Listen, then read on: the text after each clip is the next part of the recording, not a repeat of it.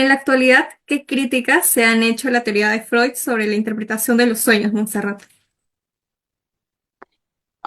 Bueno, básicamente el problema que siempre ha tenido el psicoanálisis, aparte del tema de la interpretación de los sueños, es que todas estas estructuras y todos estos procesos que se describen no pueden ser demostrados en términos de estructuras, funciones, no hay ubicaciones cerebrales, no hay forma de demostrar que existen las instancias que Freud descubrió en su teoría, o que, perdón, no descubrió, describió en su teoría. Ajá. Entonces, no hay forma de demostrar, inclusive, que alguna de esas teorías se aplique a un número determinado de pacientes. O sea, estadísticamente hablando, que tú digas, ay, es que este determinado número de personas que soñó que fallecían, ¿no? Sus mamás, quiere decir que en realidad ellos no las aman, ¿no? Es decir, ¿no? O este determinado número de personas, según Freud, que soñaron con agua, en realidad ellos están pensando en el vientre materno. O sea, no hay forma de demostrar eso. De hecho, Freud tuvo ese problema mucho, muy al principio, como de hablar de casos particulares, de los pacientes que él tuvo, de las personas que él atendió o que otros colegas atendieron porque se escribían cartas entre ellos. Ese es el problema, es que no hay forma de demostrar gran parte de la teoría de él, ¿no?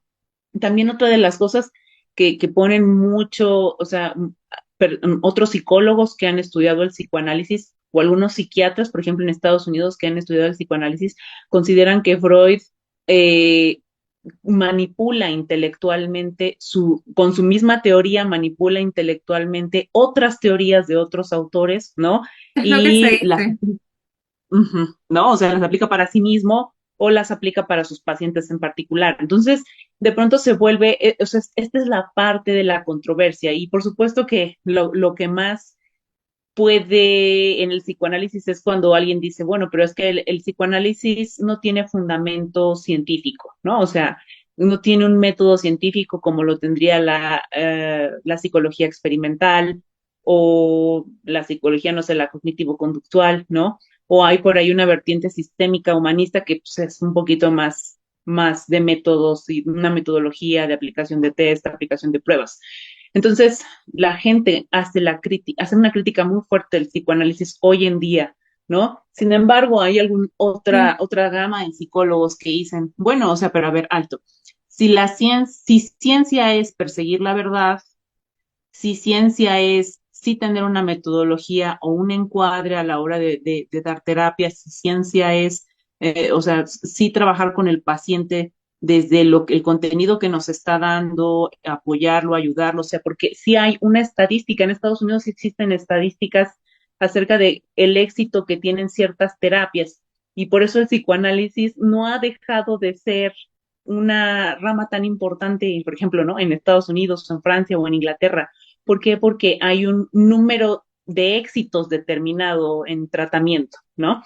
Entonces, uno diría, bueno, entonces, si ciencia es perseguir la verdad, pues entonces sí, el psicoanálisis sí es ciencia en ese sentido, ¿no?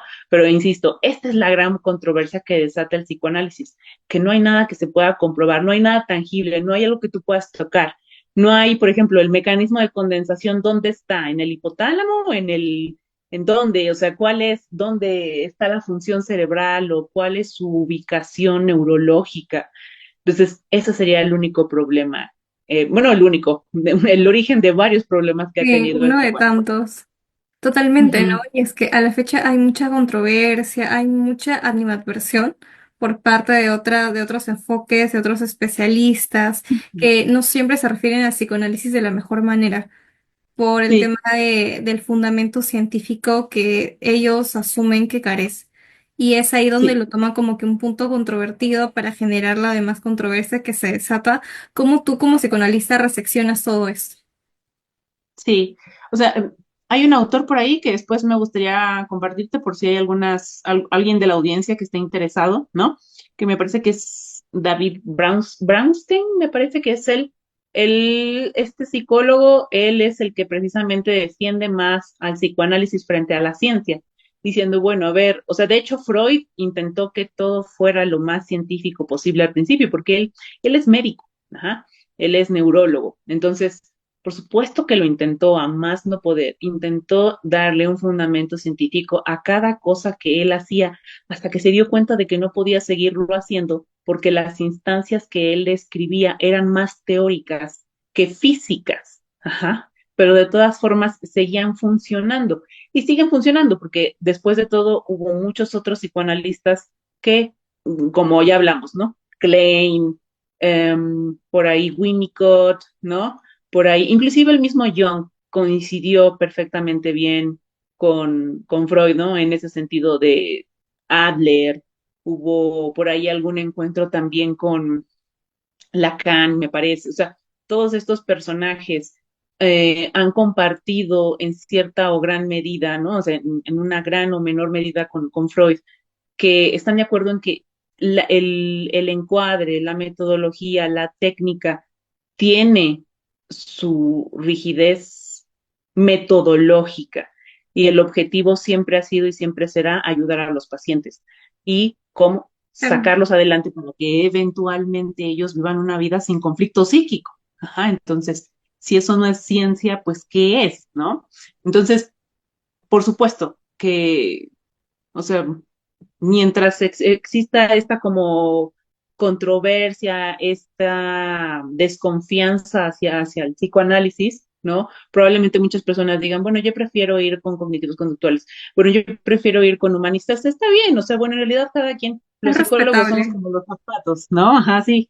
En ese sentido, nosotros somos como los zapatos, nos acomodamos a quien quiera estar con nosotros, y quien no quiera estar con nosotros. Allá afuera hay muchos otros enfoques, ¿no? Los transpersonales, están los positivistas ahora, pues hay una gran corriente, ¿no? Que está surgiendo ahora, inclusive a partir del 2020 para acá han surgido nuevas corrientes. Entonces uno, en realidad ahora tiene una gran variedad de corrientes que elegir, no necesariamente el psicoanálisis.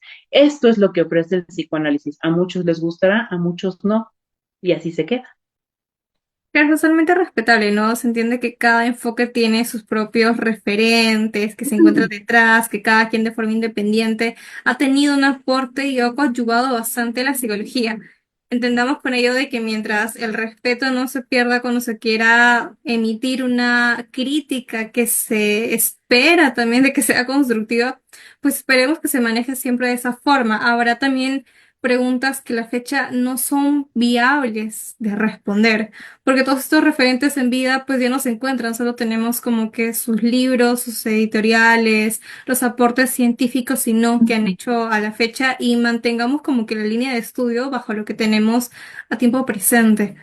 Ahora, ¿qué ejemplos comunes ilustran el simbolismo en los sueños freudianos? O sea, te voy a poner el ejemplo, el que más me gusta a mí poner. La verdad es que es un ejemplo muy hermoso. Es, es un ejemplo muy bonito y que además de todo va a responder a esta pregunta que me decías anteriormente acerca de si los sueños eran premonitorios o no eran premonitorios, ¿no? Entonces, este ejemplo está en la obra de la interpretación de los sueños de Freud en el capítulo 7. Habla sobre un padre que había estado velando a su hijo fallecido y se quedó dormido. Él se queda dormido y dejó a una persona en la velación a que cuidara el cuerpo del niño, ¿no? Junto al cuerpo del niño había unas velas. Ujú. Entonces él se fue a dormir y soñó que el niño se acercaba a su cama y que lo tomaba del brazo y que le decía, padre, ¿no ves que me estoy quemando? O sea, vio al niño vivo, moviéndose, hablándole y diciéndole que se estaba quemando. Entonces el papá se despierta angustiado, fíjate ahí el detalle, ¿no? Se despierta angustiado y se da cuenta de que una vela se volcó sobre la mortaja de donde se encontraba el niño y el cuerpo realmente se estaba quemando. Ajá. Entonces uno diría, así, o sea, una persona que escucha un sueño así, uno diría, cualquier otra persona, ¿no? Que escucha un sueño así diría, ay, el niño se le apareció en los sueños a su papá para decirle que la vela se había derramado y que se estaba quemando. No, no, no, no. O sea, aquí en el libro, o sea, por supuesto ahí Freud explica, ¿no? En el libro, que para empezar, el padre ya sabía que a la persona a la que le encargó el cuerpo del niño también se estaba quedando dormido. Como él también estaba muy cansado y se estaba quedando dormido, se distrajo, bueno, se estaba medio quedando dormido y no se dio cuenta de que la vela quedó, ¿no? Derramándose o quedó volcada sobre la Claro, mortaja y que entonces era el cuerpo que se estaba. O sea, él se fue a dormir, ¿no? Imagínate, él se fue a dormir pensando en esta persona ya se está quedando tan dormida como yo, ¿no? Entonces, en cualquier momento puede pasar algo. Así se fue a dormir. Y justo pero, dicho y hecho pasó. Se cayó la vela, ¿no? Y se empezó a incendiar el cuerpo. Esa es la parte más en donde puede explicarse que el sueño eh,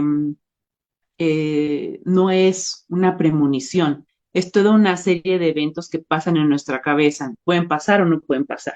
En su cabeza estaba que él podría caerse la vela porque los dos estaban muy cansados, ya no podían con más, no podían seguir velando el cuerpo más, entonces por supuesto eso es lo que terminó pasando, ¿no? Ahora, la interpretación que Freud le da al sueño, para empezar, o sea, la interpretación es, ¿te acuerdas que yo te dije que la función principal del sueño es la de conceder un anhelo, interpretación. un deseo, el que tú tengas? Imagínate que es un padre Claro. al que se le acaba de morir un hijo, ¿no? Entonces, es un padre al que se le acaba de morir un hijo y entonces es como, por supuesto que lo que más quisiera un padre es volver a ver a su hijo. Ajá. Y él volvió a Absolutamente. ver a su hijo, lo volvió a ver, Claro. lo vio en sus sueños, aunque sea, lo volvió a ver en sus sueños, porque lo vio, habló con él, ajá, y su hijo lo tocó, porque dice que lo tocó del brazo y le dijo, papá, ¿no ves? ¿No? ¿No ves que me estoy quemando? Entonces, él se despierta angustiado, bueno, y el sueño además de todo, porque además eso también viene especificado en el libro, que gracias a ese sueño él pudo descansar un poco más, ajá, o sea, él pudo, cumplió también la función, cumplió la función de que el sueño se prolongara. Son dos cosas que se cumplieron. Entonces, ahí vemos el significado. Es como el helado el sueño que te conté del helado, ¿no? Un niño se va a ir a dormir, ¿no? Y tenía muchas ganas de comerse un helado de vainilla. Entonces, el niño se va a dormir y va a soñar que se come su helado de vainilla. Así de simple y sencillo es el sueño. En el caso de los niños. En el caso del papá es su anhelo más grande era el de volver a ver a su hijo. Ajá. Entonces, ¿qué pasó? Volvió a ver a su hijo. Ya no vivo, pero aunque sea lo pudo ver Claro. en su sueño. Ujú. En Entonces, sueños hay muchos simbolismos, ¿no? sí, sí, o sea, ya después uno entiende, o sea, de verdad, hay, o sea, todo el libro de la interpretación de los sueños y más adelante la teoría que tuvo Freud, la segunda tópica que él tuvo, en donde ella incluye los elementos del yo, del ello y del super yo, él entonces ya le da el plus al tema de la interpretación de los sueños. Entonces, en realidad esta situación nunca acaba y por eso Freud dice que o sea, que un solo sueño puede tener varias interpretaciones. Ajá. Yo te acabo de dar en ese momento la que él pensó cuando él escribió la interpretación de los sueños. Ujú. Pero más adelante, acuérdate que Freud decía una cosa y luego después decía otra y luego se Lo desdecía y luego regresaba replanteaba. a lo mismo porque él volvía a pensar las cosas una y otra vez. Entonces, yo te estoy dando ahorita tan solo la que él puso en el libro de interpretación de los sueños, aunque él ya más adelante habla de otras interpretaciones. ¿Ok? Claro, también tenemos en ese sentido a Brownstein y él tenía como que ese pensamiento de que el sueño es la alucinación del goce. ¿Consideras que esta conceptualización es la mejor? Sí, o sea, em, del goce en el sentido de que nos produce placer, ajá, y de que nos produce también angustia, pues sí, podría decirse que sí.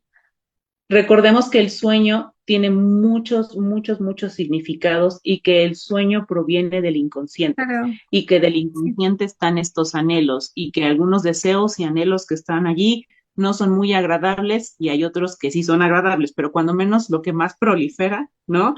Por eso está, me parece perfecto el ejemplo, no sé si tú pones psicoanálisis en Google Imágenes, ¿no? pones psicoanálisis y sale un iceberg. Siempre, no sé por qué, sale un Claro, iceberg. de las Como dimensiones. Sí. la representación del consciente, del inconsciente y del preconsciente. Ujú. Y Entonces, el simultáneamente del inconsciente, yo, super yo, ello. ajá,